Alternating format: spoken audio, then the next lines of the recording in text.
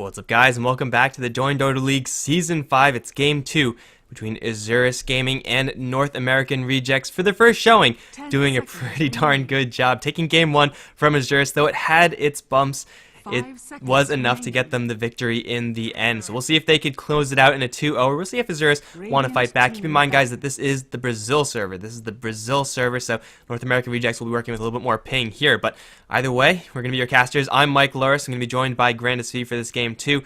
And we'll see, man, if North American Rejects lag-proof their lineup a little bit.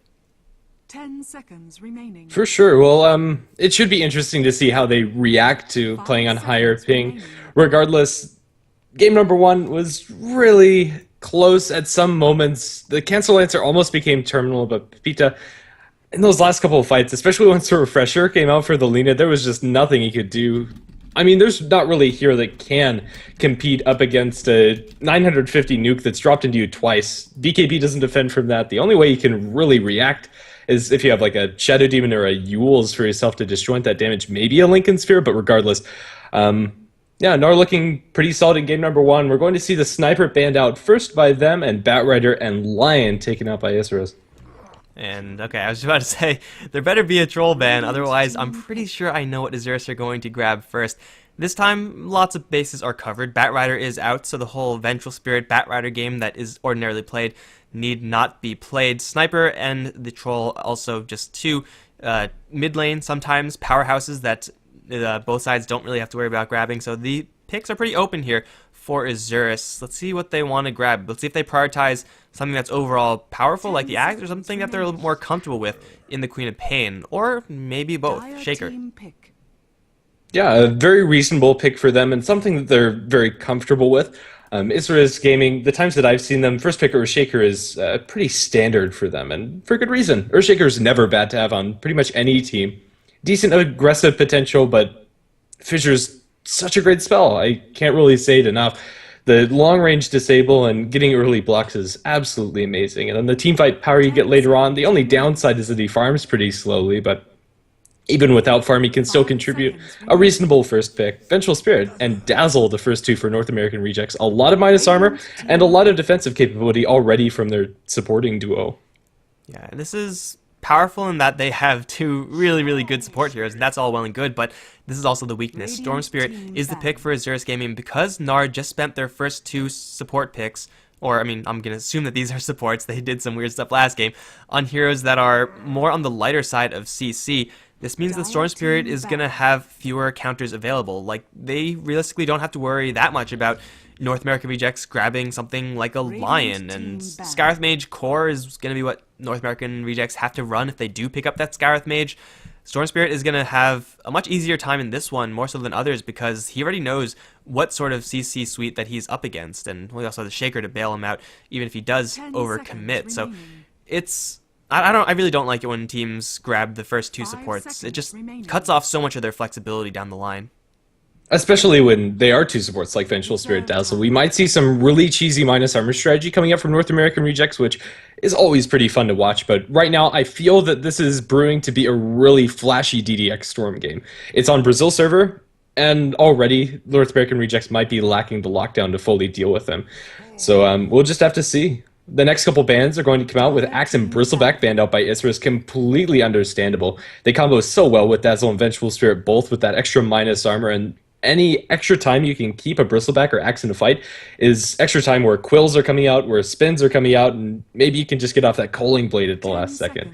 So I think this is a good direction for Isurus to go in. Slark is also reasonable, as they already are going to lack a lockdown. You don't want to play against Slark, and it's something that Isurus are very comfortable with, as are a lot of South American teams. A lot of teams in general. The Zeus is also going to hit the bin for the North American Rejects side, so no extra damage there. From the Storm Spirit Zeus combo, semi-global efficiency there, like I guess Zeus is almost completely global, but Storm Spirit almost at that power level. The two strength heroes of Isurus that they also banned out are very lag-proof heroes. I don't know how much North American Rejects are taking that into consideration, but if you are playing on a server when you have high ping, you don't really want to be playing those finesse heroes. You'd rather just A move in with the Bristleback while spamming Quills and Goo and all that stuff. So we'll see what 5 North American seconds rejects want to remaining. grab right now. They know that most likely that Storm Spirit is going to go towards the mid lane, and Reserve though Vengeful time. Spirit is decent at roaming, usually she needs someone to really help her out. Someone like a Shadow Fiend might be a pick right now, although Storm is pretty good against the SF. You really got to lock down the Storm Spirit in the laning phase if you're not going to have CC to deal with him later. For sure, North American Rejects should probably keep that into consideration, and they are going to put a higher premium on cores that have lockdown for the Storm. And, well, it's going to be a Spirit Breaker. This is going to offer a little bit when it comes to that. If you get a couple lucky bashes, maybe you can stop Storm Spirit from running away, but it's by no means guaranteed. Yeah, you get one guaranteed stun with the charge that, I mean, it isn't even like super guaranteed. If he sees you coming, Earthshaker has a way of canceling it, and quite a few actually. You could sometimes time enchant Totem to cancel it, although it is a little bit harder. Fissure from long range is going to be the name of the game there. And Storm Spirit, if he ball lightnings into that charge, then he could just get rid of it immediately. So 10 seconds Spirit Breaker remaining. looking to be a core hero for North American rejects. I mean, we saw in the last game clearly they're not too afraid about juggling the or towing the line between a core and a support hero with heroes like Reserve time. Lina, Sand King, heroes who can be played in either role, and Spirit Breaker is also one of those heroes. So they do have a little bit of flexibility, Gnar, in how they actually decide to lane this. Though I think in this game, because of how much trouble it took them to actually end the last game, they're gonna go for a little bit more damage. Yeah, I'd like to see that as well. But then again, maybe they run the Vengeful Spirit core as well. Korak does run Vengeful Spirit as a carry every once in a while, at least back when he was playing previously. But no, this is damage. This is Dro Ranger for North American Rejects, but it is also picking Dro into a Storm Spirit. It's ballsy, but maybe, just maybe, they have enough to protect it between the Venge and Dazzle. If they get ahead, they can destroy towers and heroes alike very quickly. This is actually looking like a very similar draft from last game for North American Rejects. Dazzle, or Drow Ranger rather, the parallel to the Sniper, and it's just going to be North American Rejects trying to protect this Drow Ranger. As you said, 10 Storm Spirit seconds is a remaining. hero that we used to see as an instant snap pick counter to the Drow Ranger, 5 as he does seconds effectively remaining. deal with that hero. He could kill her off, and if he doesn't, at the very least, you're right in her face, so she does lose that Reserve marksmanship time. passive agility bonus, and once she loses that, the entire damage output of the team tends to plummet. So North American Rejects most likely going to look for a ranged core hero that does damage as their last. Someone Razor-esque, Viper-esque, and Viper seems like a pretty good one here. Though he's not that great versus the Storm Spirit, you do need a ranged hero to, make use of that bonus damage from the Drow Ranger, and also he's more on the tanky side. So Isurus know that they're 10 going up against the seconds Drow, remaining. and this Slark Band now doing double duty, as North American Rejects wouldn't have been really prepared to 5 deal seconds with remaining. that mobile hero. It's going to be a Centaur for Isurus, so Dire still team back. holding on to their one core role position hero, but Centaur, just a hero that gets a blink, and if you jump on top of a Drow Ranger, she's not going to last for very long. For sure. Dro is also another carry that comes with a bit of CC. That Gust Silence could actually be pretty useful against a Storm Spirit. So that may or may not be in consideration for North American Rejects as they pick up the Dro. I'm quite liking Isurus' lineup because it's a lot easier to execute, but if North American Rejects get off to a good start, which they very well might, theirs is a tad bit more explosive. I really do like the Viper you're talking about, even though throughout the game, Viper is pretty mediocre against Storm Spirit. In lane, Storm Spirit does have quite a bit of difficulty up against Razor and Viper both, as a very low range hero, and even though he has a decent amount of damage to CS with, can still be zoned pretty 5 effectively, seconds and at the very least, it'll force out rotations from Isurus' Earthshaker. Dire We got the team Queen of pick. Pain and Lina as the final bans out, and it's going to be a Templar Assassin for Gnar. It's not exactly as tanky as that Viper Razor that we were mentioning before, but it works on a very similar line. Templar Assassin not great versus the Storm Spirit either. Can't apply as much pressure towards the Storm in the early stage, but what she lacks in that stability that Viper and Razor may have, she makes up for it in damage. My god, does she make up for it in damage. So Templar Assassin with Drow Ranger Aura, it's not like even Templar Assassin needed that much extra damage. Like, she's already hitting like a truck in 10 pretty much every seconds single game. remaining. And it looks like she will have a pretty free role. Like, Isurus don't really have great ways of 5 dealing seconds with that remaining. shield of the Templar Assassin. They have very high nuking power, but none of that short bursts of damage that you need to get through that shield. And Isurus, they're going to go for a Phantom Lancer one more time. It's another hero that, if needed, can get into the face of the Drow Ranger. As we saw in last game, he was able to get into the front line and deal with the Sniper pretty effectively. And also, PL versus Templar Assassin in the late game, though Templar Assassin, in theory, can clear off the PL's illusions. More likely than not, the PL is going to be swarming the TA. An item I'd love to see from the TA that we're not going to see, but it's on my wish list, would be like a Blink Orchid build. Could be really cool to watch up against the Storm Spirit. Just any more amount of CC. We'll just have to see if North American Rejects will make it through with what they have, which is Magic Missile, Spirit Breaker, and Dro's Silence at the moment. For now, I still think Isurus' lineup is a lot more stable. If they are able to just sit back and passively farm, with Storm Spirit creating all of this space, they'll be very happy. Once Blink Dagger comes out from center, they'll be on a pretty aggressive track. I'll go ahead and introduce the Gnar lineup for now. North American Rejects on the dire side of the map with Ush playing the Templar Assassin, bottle rushing in mid. Fog going to be playing on the Vengeful Spirit with Bleak on the Dazzle. Our other cores are going to be Dro, played by Korak, and last but not least, Spirit Breaker by MSS. And for the Isurus gaming side, they're down a game, so this is the lineup that they selected to try to make it even. Dulce is going to be playing the Centaur War Runner offlane. DDX Storm, a classic, is going to go towards mid. Fullback is going to be handling the Shaker support. Nadera is on the Disruptor. That leaves Pepita as the hard carry Phantom Lancer. Once again, this time going up against a Spirit Breaker in a defensive tri-lane. Pepita had pretty much free farm in the last game as well, so for him, it's going to just be do the exact same thing again, but for Gnar, I'm actually really concerned because, like, as you said, Isurus have a very safe time. They'll just farm up, get their levels, and then they'll take things as they come. When is the point that Gnar actually start jumping into action? Because Templar Assassin may not just get a Blink Dagger, and you don't really want to be waiting for a TA to get the Blink before you really start some action. It's going to have to come down to MSS's charge to make things really happen for Gnar. I think so, and that's unreliable to say the least, especially when you have a glimpse and a fissure to worry about. As long as the vision is good coming out from Isurus and Gnar don't get all of the D wards, I'm pretty sure that this is going to be a very difficult uphill climb for Gnar. Unless MSS has a reasonable time in the early game and can make those rotations. Boundary run up towards top can be secured by the TA, and Phantom Lance are going to get the one for bottom lane. And, well, this game is going to start off pretty much on the same foot for both teams. The offlaners on either side should have a pretty poor time, although Dulce may be a little bit better as he has some assistance from fullback in helping him get this creep block, which should secure some early levels.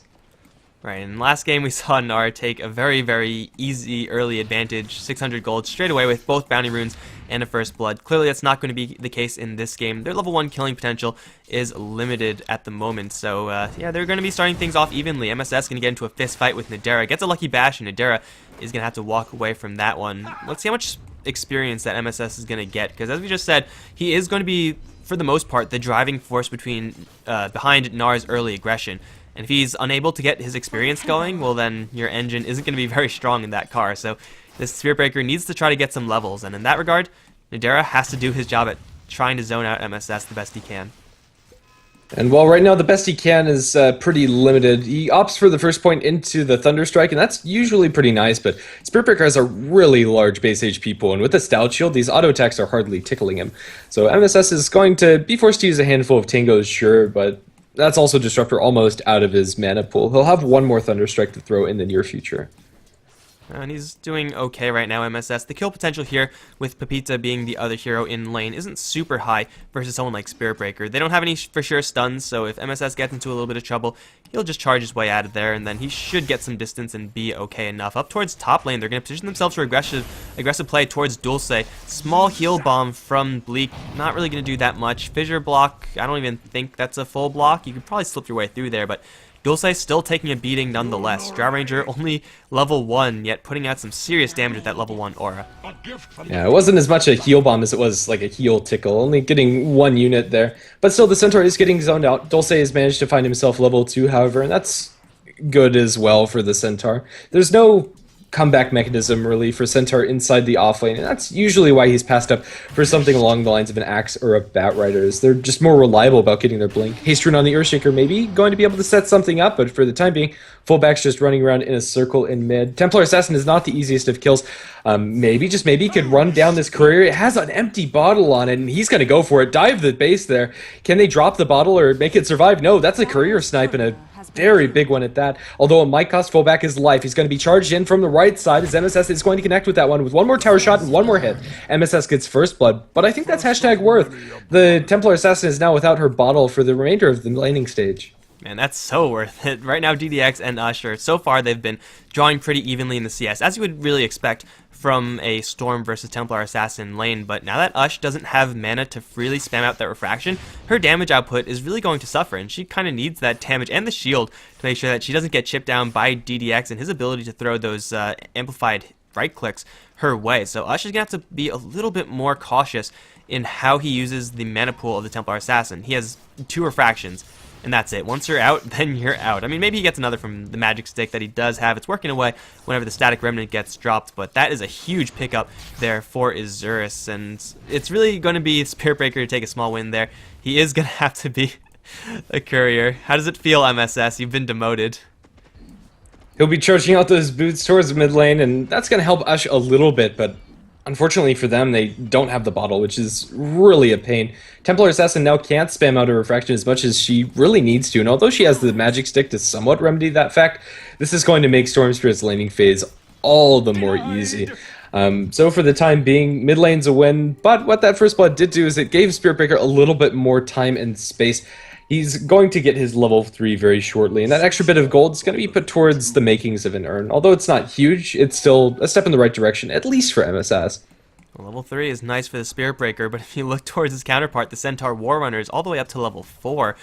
And Drow Ranger level 3, it seems like Fog's been absorbing a lot of experience from maybe like a semi-dual lane up on the top lane. Dazzle also level 3, yet the Centaur is just not being zoned out enough. He is closing in very quickly towards that Stampede, and that's just another way that Isurus can get kills, and Dual Sight can be sitting up here comfortably farming in the process. So Centaur pretty much under no pressure, whereas for the Spirit Breaker, getting that kill is nice, but take a look at the status quo on this bottom lane. MSS really scared to approach the creep wave, especially now that the Disruptor is level 2. Having a glimpse is going to, for the most part, prevent a clean charge out to an instant escape for the Spirit Breaker. So yeah, this bottom lane is a lot more dangerous for the Spirit Breaker than top lane is for the Centaur. By all rights, Isurus doing pretty darn well in this laning stage.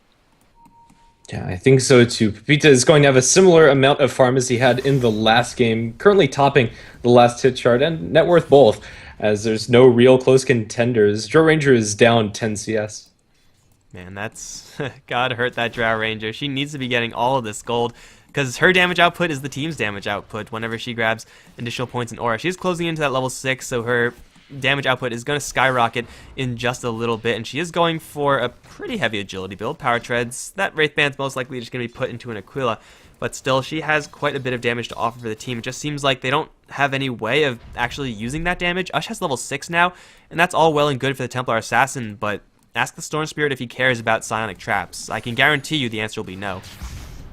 Yeah, and well, DDX is pretty low on mana, but he has enough to make it back under his tier 1 tower. But that's still a win in the raw trade with Ush, as he is going to be forced to sit back and bottle up, and now crow his bottle. But lucky enough for the Storm, his is flying, and his is going to be able to make his way back to base without getting punched down by an Earthshaker.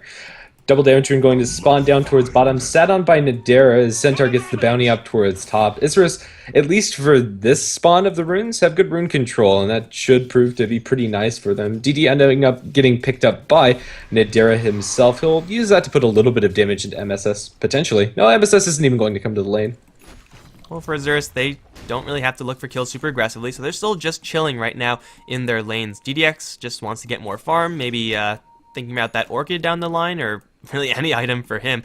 He's under no pressure in lane, so he could just chill. Fullback's actually level 1 right now, so they're going to leave this Earthshaker to his own devices in the mid lane and get him some necessary levels. This is the best opening for Gnar right now, because Fullback is such a weak hero, but the Dazzle and Venge, I don't think they have enough to kill off the Earthshaker. It's going to be hard since he is so close to the tower, but either way, the Storm Spirit is going to drop into the jungle, where he does have quite a few neutrals to clear out, but DDX is getting messed up in the process.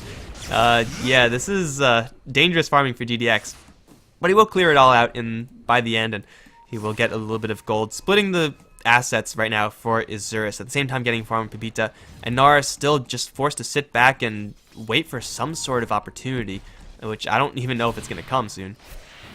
Yeah, Spirit Breaker is going to near his level 5, and soon after his ultimate will come online, and maybe then MSS can set something up, but as long as the Disruptor and Earthshaker are there, it's not really possible. With the Earthshaker sat down towards bottom and the Disruptor, excuse me, up top lane, Dulce is going to hit by a magic missile, but that's it. There's no follow-up for it, so just some casual harass. But yeah, the Disruptor and Earthshaker are pretty much stopping any form of aggression that this Spirit Breaker can accomplish. Killing off the Storm is impossible, killing off the PL without backup is impossible, and that leaves the Centaur, which probably isn't even worth charging.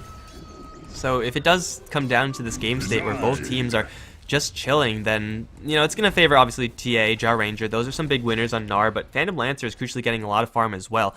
And Phantom Lancer is pretty darn good versus a Drow Ranger who's purely single target focused, is probably not going to go to... Oh, wait, hold on. DDX is going to run to MSS, or MSS is going to run to the DDX the other way around. Charge level 2, just waiting for the Centaurs to get a little bit of a hit. There's the charge, and DDX is going to get whomped down by MSS. 2-0-0 on the offlane Spirit Breaker. Let's see if he can get escape.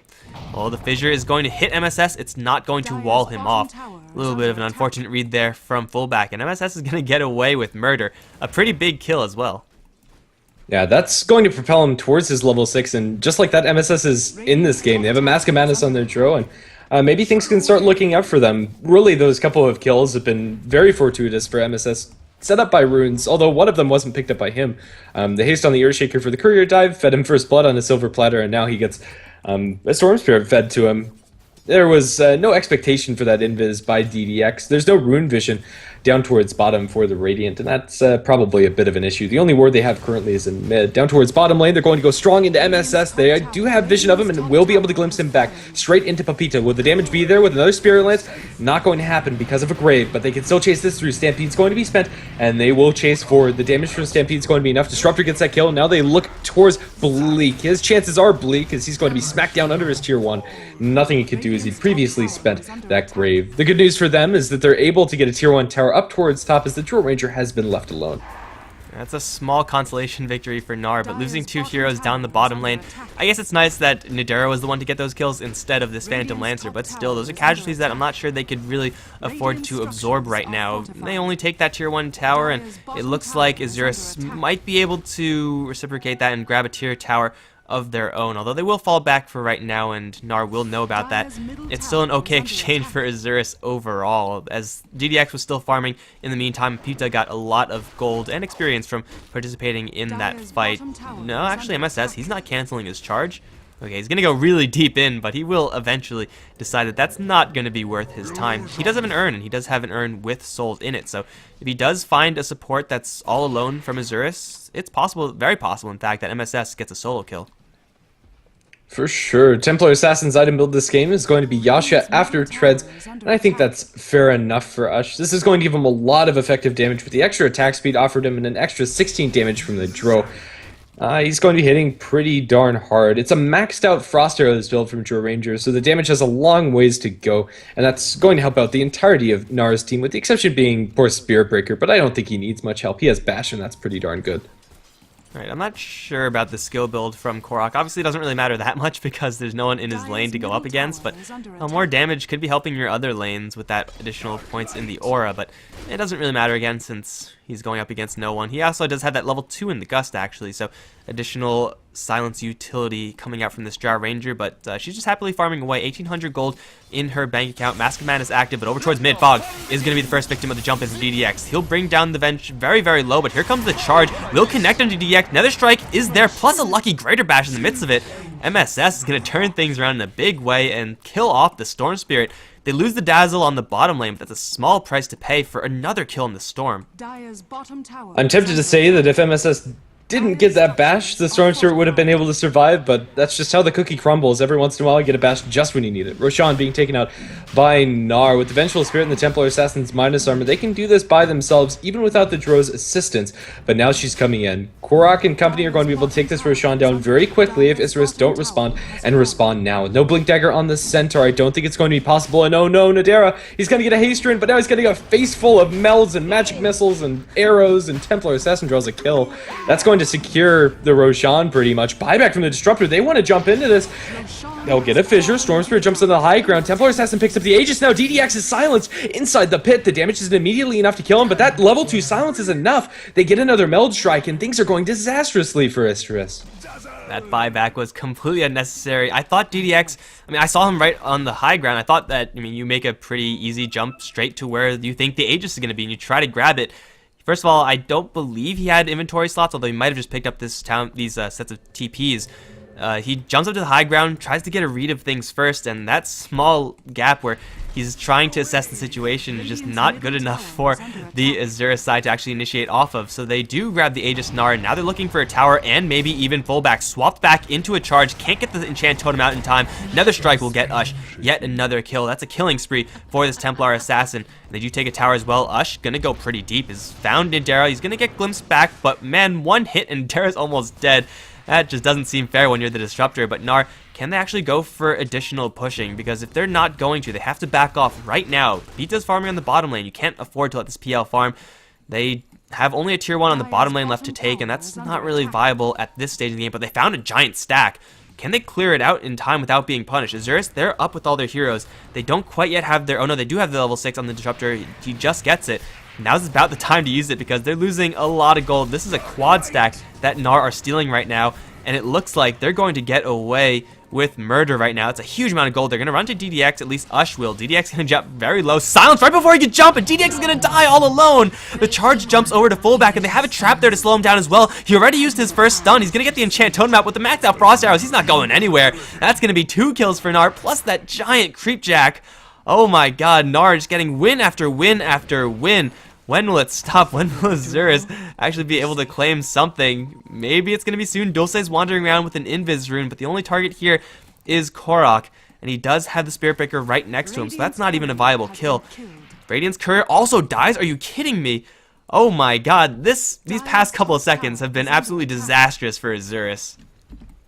It only took a little bit, but that little bit has snowballed into a lot of it for North American Rejects. Currently up 7,500 gold, and similar in the experience. What looked like a game that would be hard for Gnar to get off the ground has come off the ground in a big way, mostly off of the back of a couple of subpar Storm plays. 0, 4, and 0 on DDX. He just hasn't been able to activate himself in any way. Up towards top, they will get a glimpse back. Storm's going to zip in, pulling back Ush, but he has an Aegis, and Refraction absorbs 90% of that damage. They'll go ahead and take this tier 2 without much of any threat coming out from Isurus. Although the glyph is going to be there to delay, it's not going to save the structure. Well, Isurus are coming in and in force as well. Fissures start things off, but charge from the trees. Suddenly, Spirit Breaker. Nadera's going to immediately take a fall, plus the Earthshaker as well. Fullback has to spend most of his mana just to retreat. Nether Strike going to be canceled because of that ball lightning. Ush thinking about diving the tier 3s, even though he does have the Aegis. That's probably a little bit too much, although rejoining with the rest of his team, they're going to arc boot up. They're going to shadow wave up, and they're going to go for a tier 3 push right now. They have the damage to do it, even though it's only level 1 precision aura. Drive Ranger has a freaking Eagle Song. 15 minutes of the game. Are you kidding me? 004 on Korok, and he spent all of his gold on a giant agility item. And look at this tower melt. Ush also has a Desolator flying out to him. Maybe they should be waiting for this one to come out before they actually fully commit to this, but they're going to go for it nonetheless. Isurus, though, they're ready. They have the Static Storm. They have the Centaur with now a fresh Blink Dagger, and they're trying to get into position. Where can Dulce blink? And he's going to jump in straight towards Korok. Double Edge is there as well, but the Grave and the Swap going to keep Korok alive. Ush just sitting back, firing off with those Desolator shots. Ninja is immediately going to take a fall. Ush can lose his Aegis. The rest of the Gnar side walled off from helping out MSS, but he's so tanky right now that he can absorb all of these hits, and Ush is now going to respawn. 1 hit, going to almost completely kill DX, and 2 is going to kill him off. Now charge in. They're going to try to go for this Lancer, although we will doppelgang and dodge that. The Raxes are going to be taken. It's only 16 minutes in the game, and out of nowhere, Gnar have gotten so many kills. The Couriers, the Towers, and Isurus are now down Raxes pre-20 minutes. 9 times out of 10, that's an instant death sentence. But Gnar are going for more. They could take this tier 2 mid lane as well. How disastrous. Storm Spirit, every fight, just before he's able to zip out, he ends up getting assassinated, and that one was... it was painful to watch. The Meld Strike Deso hit 2-shotting him, and really the damage coming out from Gnar is immense. Even though they only have 1 point in the precision aura from Dro, this build is actually paying off in a pretty big way with the extra silence. Zip in over onto fullback, although a glimpse is going to buy him a little bit more time and eventually will save him. Gnar have already come away with the structures, and this is going to be another long road to recovery for Isurus. All of their hopes are inside this Phantom Lancer, who does have a decent chunk of farm with now a completed Diffusal Blade, but I don't think it's going to be enough. Right now, they needed their Storm Spirit to not die 5 times. To do something. Man, it's pretty much the same exact game state as last time, right? Like, Pepita is suddenly the only hope that Isurus have, and Gnar, they're just working with so much momentum. I don't know if there's ever been a 17-minute butterfly purchase in competitive Dota, but it's right here, guys. Butterfly 1740, that's the timer. He still hasn't gone for the extra points in Precision Aura, but clearly they don't have a damage problem right now. They just need that extra silence, and it's working out, as you said, almost to perfection. They've taken down top Rakdos without touching down the bottom lane, which is hilarious to me, but they have a freaking mechanism. Are you kidding me, Unfogged? Vengeful Spirit's not supposed to be able to one-shot by a mech. That's just not ever supposed to happen, but look at these items from Gnar right now. MSS is the only one who doesn't really have much, and I think that's because he's holding on to some stuff in his stash. No, where's his items? Okay, well there it is. It's the drum being picked up for him. It's mediocre compared to the mech and the butterfly and the desolator, but you know what? That's completely fine. They're gonna go straight up the high ground now, and Isurus, they struggled to defend last time. They have everything up once again, but now it's round 2. Ush does not have an Aegis this time. Fissure gonna get them a little bit of harassment first, but Ush is going to town on this tower. Pita gonna throw his lances. This is Diffusal Illusions as well, so Ush is gonna lose quite a bit of his mana in the process. And that will force them back, but the damage, it's already there. Top lane is pushing in, and the bottom lane tier 3 is just one tap away from dead. This is looking really bad for Isurus. They need a Miracle Static Storm here. Nothing less than a Miracle will count, although Ush is a DD rune. Oh my god. One-shot status, legitimately a threat here. He'll go for a pullback. Integer gets a double kill instantly. GDX is going to jump right into Ush, but he can do nothing right now versus Templar Assassin, especially a Templar Assassin with Grave. Pepita and Dulce going to jump right in. Ush dropping very low. Swap out. Going to keep Ush alive for a little while longer. GDX going to give chase. Can't quite kill off Ush with the mech coming out from the Venge. That's going to keep Ush alive. Now he's in the meld form. Pepita can do nothing but watch his Rakdos try to go towards Korok, but the Rakdos are now down, and MSS going to jump in one more time. The Nether Strike onto Dulce. They'll bring him low, but MSS, he needs help. He has the Grave, though. Once again, it's Chad saving his ally's life, as now Korok is the one to do the damage. Pita still pretty healthy, and he's going to go to town onto everyone remaining, but it's way too late. 4-17 is your ultimate kill score, and Gnar, in sub 20 minutes, will destroy Isurus. Oh my god, this game. I said in the draft that their lineup was more explosive than Isurus's, but I did not think it would be that explosive. All it took was 1-1 fight, and from there on, North American Rejects just went systematically through Isurus. And this is on Brazil server too. They're playing it at an 8 ping disadvantage, but it did not show. That last fight with the DD on the Templar Assassin was gross. Cleaving through 2 of the supports in 2 hits. That's 1 shot each support. Stupid amount of damage. 2 hits, 2 kills, dude. It doesn't get much better than that if you are this Templar Assassin. But that's it, guys. In Gnar's first showing as a team, at least to my knowledge, it's going to be a very clean O, and not to some random scrub team either. This is Isurus Gaming we're talking about. This is the real deal, and Gnar just throw them aside as if they're nothing. Even though they're playing with that ping, as you said, it doesn't seem like it, because when you have so much damage, you could just A-move. You could just go, and everyone will die in the process. So Gnar crushed through Isurus Gaming, and that is going to be the end of today's broadcast, guys. I sincerely hope you all enjoyed watching these games as much as we enjoyed casting them. If you did, be sure to hit that follow button. Follow us on Twitter, on Facebook, everything in the world. I'm Mikelorus. You can find me on Twitter at Mikelorus. I've been joined by GrandisV. You can find him at GrandisV. It's all in the title. And, man, do you have any final words before we shut this stream off? It seems like that's a no. Alright, guys. I'll see you all next time. Congratulations, North American Rejects, and Isurus now have a date with... Oh, man, I just looked it up before, but now I have to pull it up again. 1 second, guys, 1 second. Where is it? It's somewhere around here. Okay, so Isurus Gaming are going to go up against Boreal in the losers round, and Gnar have a date with Root in the upper bracket. So that's going to be coming at a later date. Later, guys.